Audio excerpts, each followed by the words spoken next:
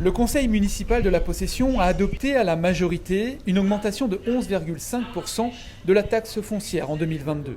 Un contexte financier tendu marqué par des dépenses supplémentaires, une inflation à 3,6% ainsi qu'une baisse des recettes conduisent les élus à activer le dernier levier de financement disponible, une augmentation de l'imposition. On a moins de recettes qu'auparavant, eu égard notamment à ce qui se passe dans le monde. On a moins de recettes d'octroi de mer, moins de recettes sur des produits d'État. Donc du coup, on n'a pas d'autre choix. Mais pour autant, ça ne veut pas dire qu'on fait ça pour combler, par exemple, nos dépenses de personnel ou dépenses de fonctionnement qui, encore une fois, restent bien en deçà de ce qui se fait à le territoire régional.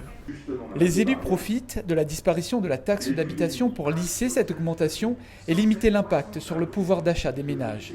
Cette hausse s'accompagne également d'un plan d'optimisation des dépenses au sein de la collectivité, notamment dans le fonctionnement des services.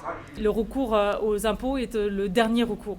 Dernier, ça veut dire que tous les efforts sont faits par ailleurs, notamment en interne à la collectivité, c'est-à-dire que nous avons à nouveau remis à plat l'organisation, vu quels sont peut-être les services qui nécessitent un peu moins de personnel. Par exemple, avec la fin de la crise Covid, on a besoin de moins de personnel de nettoyage des bâtiments ou des écoles. C'est aussi remettre à plat tout le système des primes, des heures supplémentaires, des astreintes des agents. Les élus de la majorité maintiennent que cette augmentation de la taxe foncière n'influera pas sur les projets d'investissement et de développement de la commune.